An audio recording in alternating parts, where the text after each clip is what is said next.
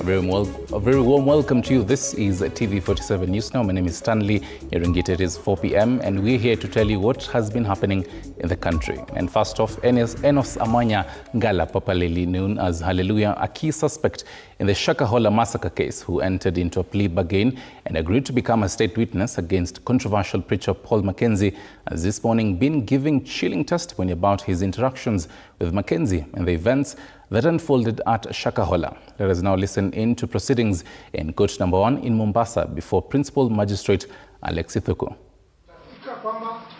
Tutaweza kuendelea na mikutano huko Makongeni ama Times TV Kenya nzima.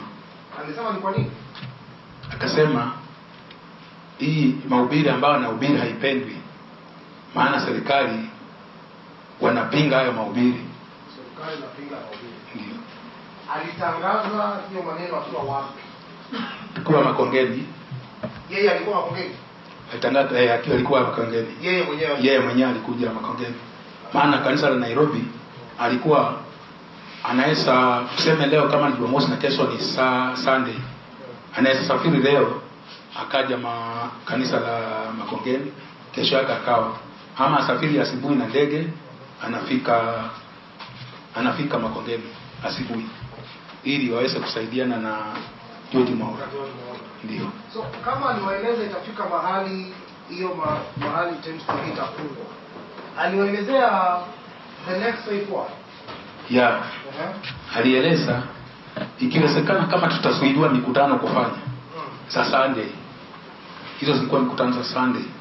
Basi itabidi tuendelee na zile seminar. Na kama seminar tena zitafungwa, basi itabidi mtu mubaki na ushirika kutembeleana. Alafu ikishindikana ile ushirika, itakuwa wewe mwenyewe na nyumba yako mfanye ushirika kwako kwenu. Wewe mwenyewe nyumba yako fanye ushirika kwako. Na ikishindikana tena wewe mwenyewe na Yesu wako uwe hivyo, simame naye.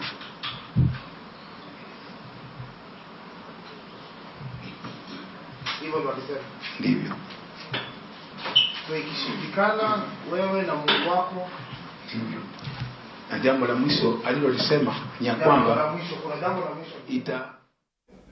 And meanwhile, the Kenya National Highways Authority, that is KENHA, has issued a 7-day eviction notice to roadside traders along parts of the Thika Superhighway. According to a public notice dated 23rd February 2026, traders operating at Kihunguro, Allsops and Delview sections are required to remove their goods from the roadside within 7 days. KENHA says the move aims to clear the highway and ensure safety for motorists. Traders are being urged to comply within the stipulated time.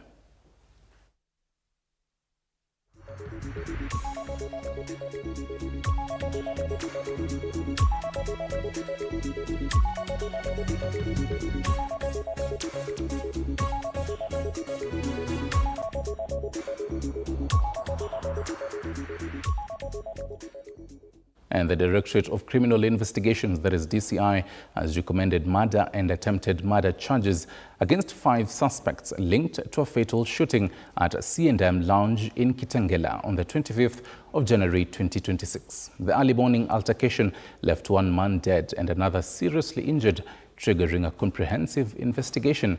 Investigators processed the scene, recovering spent cartridges and other key evidence, and forwarded the case file with forensic reports to the Office of the Director of Public Prosecutions, that is ODPP, for guidance. Experts from the National Forensic Laboratory conducted detailed ballistic and CCTV analysis to support the case.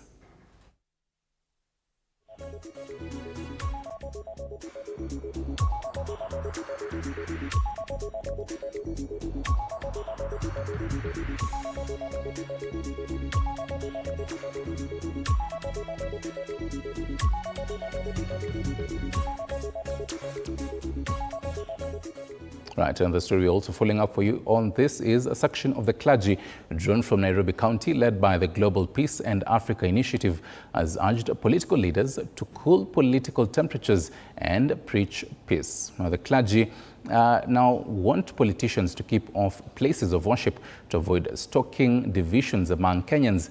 The clergy have also condemned the use of tear gas to disrupt church services, terming it a dangerous trend in Kenya.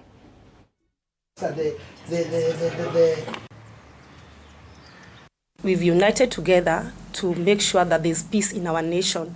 And we are really working hand in hand with fellow clergy so that we can be able to speak peace even in our various churches. And also, secondly, we are not so much comfortable with the issue of tear gas being thrown in the churches. We are just requesting if our government, we can just come up with a solution, how we can be able to solve issues amicably without involving tear gas and confrontations. Na viongozi wa serikali na viongozi wa siasa waweze kupatia heshima kanisa. Kanisa ni mahali kwa kila mtu akiingia anaenda kupona, anaenda kuweka shida zake hapo, sio kwenda kutusiana kanisani ama kuongelea maneno mabaya kanisani. Napenda kuhimiza vijana wenzangu ya kwamba hao wanasiasa wasituchukulie kwa uzaa ama kwa mzaa. Kama wanataka kutuempower, watupatie kazi. Right, and speaking of matters tear gas, United opposition leaders have condemned the attempted disruption of the meetings in Nyamira County on Monday. Speaking in Kisii on Tuesday, the leaders faulted the use of goons to block the convoys, alleging that they were working with police officers. Now, these leaders, including Kalonzo Musyoka of the Wiper Patriotic Front, Fred Matiang'i of the Jubilee Party, Rigathi Gachagua and Eugene Wamalwa of the DAP-K Kenya, said that they will continue with their rally in Kisii on Wednesday before proceeding to Nakuru County on Friday. The whole world is here. We have to condemn this. This is lower than primitive. 6 decades after independence, we cannot lose lives because we are trying to help certain people survive in their political offices as it is. We need every life. One life is one life too many.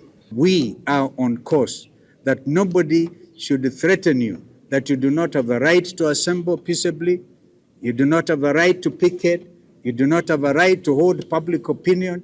Indeed, we want to assure you that we are so focused. I want to say, Murkomen, please let the police do their work. We had an attack in ACK with Tima Church in Othaya. The file is ready.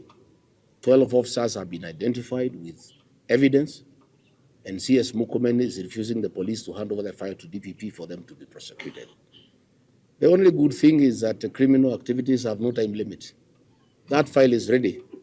Those officers must know that when a new president is sworn in, 10 hours after, they will be arrested and taken to court.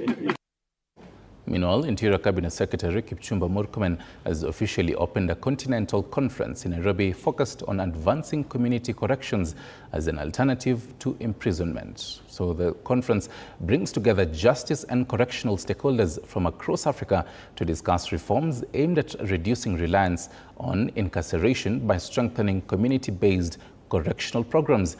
Murkomen urged the adoption of community corrections as a sustainable solution to worsening prison congestion and called for greater transparency and accountability in justice delivery. So the the forum also seeks to address the challenge of balancing public safety with rehabilitation, reducing prison overcrowding and promoting fairer, more efficient justice systems. The two-day meeting will explore how reforms can be expanded across Africa to ensure justice systems remain fair, effective and responsive to community needs. The importance of having such level of expertise in one room is that you have an opportunity to exchange ideas. I hope that you will not put a lot of time towards speeches and only presentation of papers, but it should also go to one-on-one interactions to see what works in various countries. Sometimes if you don't do so, you miss the point. In Kenya, the situation mirrors this broader continental challenge. Our correctional institutions are operating at well over 150% of their intended capacity. When alternatives to imprisonment are properly resourced and guided by robust frameworks, they can enhance accountability, restore communities, and support a lasting reintegration. Additionally, Kenya stands at the forefront of this transformation. And the government is investing in infrastructure initiatives across Mbeere South constituency in Embu County, with tenders issued by the Embu County government and the Kenya Rural Roads Authority to improve roads and community facilities. Among the projects under scrutiny is the Gashoka-Gashiriri Road, where construction and maintenance works are ongoing. These initiatives aim to enhance connectivity, support local development, and ensure efficient use of public resources. So officials, including Area Member of Parliament, Engineer Nebat Bernard Muruki, have conducted inspections to monitor progress and verify quality, engaging directly with contractors on site. While formal press releases on these inspections are limited, social media posts and local reports confirm active oversight and community engagement. Residents are encouraged to provide feedback and report concerns to promote transparency and accountability in the project implementation. 25 kilometers, Gachorere, Ngandure, Mecca. Itoke Ngandure tena iende Kiritire. Gachorere, Ngandure, Mecca. Itoke ya Mecca. Itoke Ngandure kwenda Kiritire. Hiyo ilipeana na rais wakati ulikuwa na wewe pale Kamburu. Sawa, nitaenda kufuatilia. Tenda ikwenda through, sasa tenda imerudiwa. Tunaomba hiyo tenda ifanywe haraka haraka ndio hii mwaka isiishe. Tufanye kazi bila kelele. Namna hiyo. Na mimi niko chonjo mbaya mbovu. I am very focused. I don't want distraction. Sitaki mtu kunipotezea muda. Men at work kama hao watu ya barabara unaona hawataki mchezo. Kwa sababu lazima wakazane wapate riziki. Nataka kuambia weupe, hii kiti ya deputy president is ours and nobody can touch us. Nobody can. Right, and to health matters, the Kenya Medical Practitioners, Pharmacists and Dentists Union, that is KMPDU, has strongly criticized the Mombasa County government over the suspension of its member, Dr. Iqbal Handwala.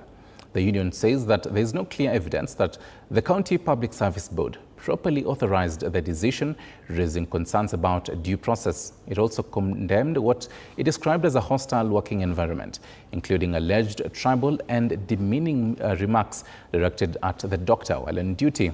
KMPDU further stated that no action has been taken to protect medical staff from political intimidation, leaving doctors fearful for their safety. As a result, doctors in Mombasa will provide only minimal emergency and life-saving services, consultants, clinics, and elective procedures, which have been suspended. And a 7-day strike notice ending the 3rd of March 2026 has also been issued.